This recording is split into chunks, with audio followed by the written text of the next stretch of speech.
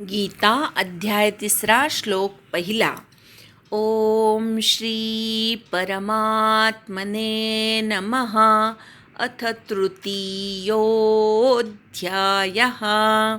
अर्जुन उवाच जियायसि चेत् कर्मणस्ते मता बुद्धिर्जनार्दन तत् किं कर्मणि घोरे मान् नियोजयसि केशव. जियायसी सी दीर्घ आहे, चेत चे पूर्ण म्हणायचा, कर्मणस्ते कवर आघात अणवर आघात, मता बुद्धिर्जनार्दन बुद्धीमधल्या बुवर आघात जनार्दन धीवर पण आघात बुद्धिर, तत्किंग तवर आघात अनुस्वाराचा ङ वाङ्मयातला ङ, कर्मणी घोरे मान कर्मणीमधल्या कवर आघात मावरच्या अनुस्वाराचा न, नियोजयसी केशव. ओम श्री परमात्मने नमः. अथ तृतीयोऽध्यायः.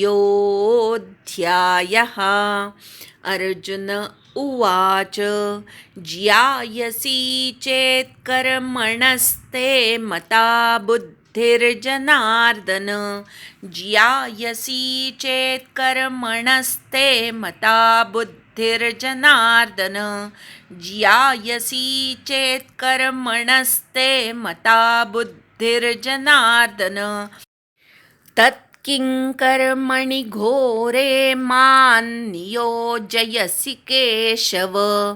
तत् किं कर्मणि घोरे मान् नियोजयसि केशव. तत् किं कर्मणि घोरे मान् नियोजयसि केशव. तत् किं कर्मणि घोरे मान् नियोजयसि केशव. तत् किं कर्मणि घोरे मान् नियोजयसि केशव. ओम श्री परमात्मने नमः. अथ तृतीयोऽध्यायः. अर्जुन उवाच ज्यायसि चेत् कर्मणस्ते मता बुद्धिर्जनार्दन तत् किं कर्मणि घोरे मान् नियोजयसि केशव. हे म्हणत असताना अथ तृ म्हणायचा, ध्रू म्हणतो तसा तृती ती दीर्घ आहे, यो वाढवायचा आहे, अवग्रहावर आघात घ्यायचा आहे. अथ तृतीयोऽध्यायः. पुन्हा एकदा श्लोक पहिल्यापासून म्हणूया. ओम श्री परमात्मने नमः. अथ तृतीयोऽध्यायः. अर्जुन उवाच ज्यायसि चेत् कर्मणस्ते मता बुद्धिर्जनार्दन तत् किं कर्मणि घोरे मान् नियोजयसि केशव. संधी विग्रह. ज्यायसि चेत् कर्मणः ते मता बुद्धिः जनार्दन तत् किं कर्मणि घोरे मां नियोजयसि केशव.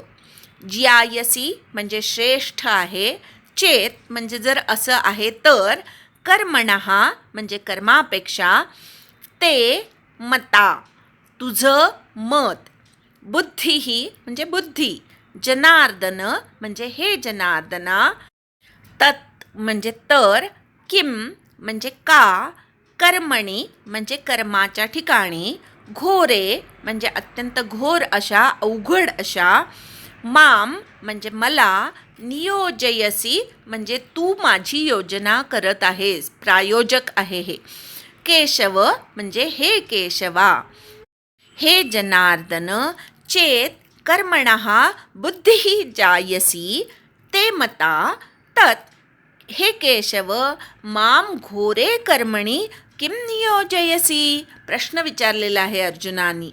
हे जनार्दना, जर कर्मापेक्षा किंवा कर्माच्या तुलनेत बुद्धी श्रेष्ठ आहे असं तुझं जर मत आहे, तर मग हे केशवा, मला युद्धासारख्या भयंकर कर्माच्या ठिकाणी का बरं नियोजित करीत आहेस, असा प्रश्न अर्जुनाने कृष्णाला विचारलेला आहे. कारण अर्जुनाने दुसऱ्या अध्यायातच सांगितलं की गुरुजनांना मारून युद्ध करून पापाचं धनी होण्यापेक्षा भिक्षान्न भोगणं चांगलं आहे. म्हणजे तो युद्धाला तयार नाही, पण पुढे मागे जर तो युद्धाला तयार झाला तर तो कुणामुळे तयार होणार आहे, तर कृष्णाच्या उपदेशामुळे तयार होणार आहे. इथे जे अर्जुनाने म्हटलं की कर्मापेक्षा बुद्धी श्रेष्ठ असं तुझं मत आहे, ह्याला संदर्भ कुठला आहे, तर दुसऱ्या अध्यायामधल्या 49व्या श्लोकामध्ये भगवंतानी सांगितलं की दूरेण ही अवरं कर्म बुद्धियोगात, बुद्धियोगापेक्षा कर्म फलाशेनी केलेलं कर्म हे कितीतरी कनिष्ठ प्रकारचं आहे. कृपणाहा फलहेतवाहा, फलहेतूने कर्म करणारे अत्यंत दीन आहेत, असा जो भगवंतानी स्वतःचं मत 49व्या श्लोकात मांडलं, त्या मताचा इथे संदर्भ घेऊन अर्जुनानी प्रश्न केलेला आहे की तुझ्या मते बुद्धियोग जास्त श्रेष्ठ आहे फलाशेनी कर्म करण्यापेक्षा. मग मी बुद्धी स्थिर करतो, संन्यास घेतो आणि जातो, मग तू मला युद्धासारख्या घोर कर्मामध्ये का नियोजित करीत आहेस? चांगलं मी संन्यास घ्यायचं म्हणतोय तर मला संन्यास घेऊ नको असंही सांगतोयस. कर्मयोगाचं महत्त्व पण नंतर तू मला सांगितलंस. म्हणजे तुझं दुटप्पी बोलणं आहे. एकदा सांगतोस की बुद्धी श्रेष्ठ आहे कर्मापेक्षा आणि नंतर पुन्हा म्हणतोस की युद्ध केलंच पाहिजे, कर्म केलंच पाहिजे. हे तुझं जे बोलणं आहे ते मला गोंधळात पाडतं आहे. तुझ्या मते जर कर्मापेक्षा बुद्धी श्रेष्ठ आहे तर मी बुद्धी स्थिर करतो आणि संन्यास घेतो, असं असताना तू मला कर्म कर असं उपदेश का करत आहेस? 37व्या श्लोकामध्ये भगवंतानी स्पष्ट शब्दात अर्जुनाला सांगितलेलं आहे, तस्मादुत्तिष्ठ कौन्तेय युद्धाय कृतनिश्चयः. दुसऱ्या अध्यायातल्या या 37व्या श्लोकाच्या दुसऱ्या ओळीमध्ये तस्मात म्हणजे म्हणून, उत्तिष्ठ म्हणजे उठ, हे कौन्तेया कसा उठ, युद्धाय कृतनिश्चयः, कृतनिश्चय करून युद्धासाठी उठ.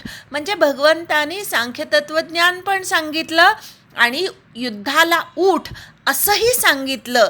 कसा उठ, तर मी युद्ध करणारच असा कृतनिश्चय करून उठ असं भगवंतानी सांगितलं.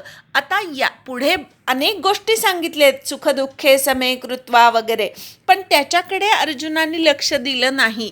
भगवंतानी जो उपदेश दुसऱ्या अध्यायात केला त्यातली त्याला हवी ती वाक्य त्यांनी घेतली, जेणेकरून भगवंतानी असं म्हणावं, हो तू घे संन्यास, नको करूस युद्ध असं म्हणावं. ह्यासाठी त्याने त्याला हवी ती वाक्य स्वतःच्या मनामध्ये धरली आणि भगवंताला प्रश्न केला की कर्मापेक्षा बुद्धी श्रेष्ठ आहे, तर मला या युद्धाच्या कर्मामध्ये, भयंकर कर्मामध्ये का नियोजित करत आहेस?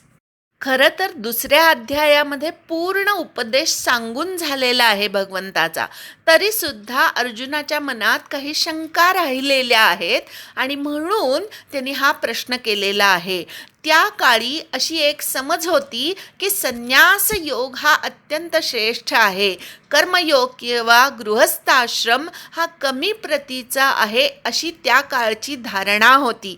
आणि त्यामुळे अर्जुनाच्या मनात असं पक्क होतं की संन्यास घेतोय म्हणजे आपण फार मोठं अलौकिक करतो आहे. असं असताना सुद्धा कर्म कर, युद्ध कर असं भगवंत का सांगतोय?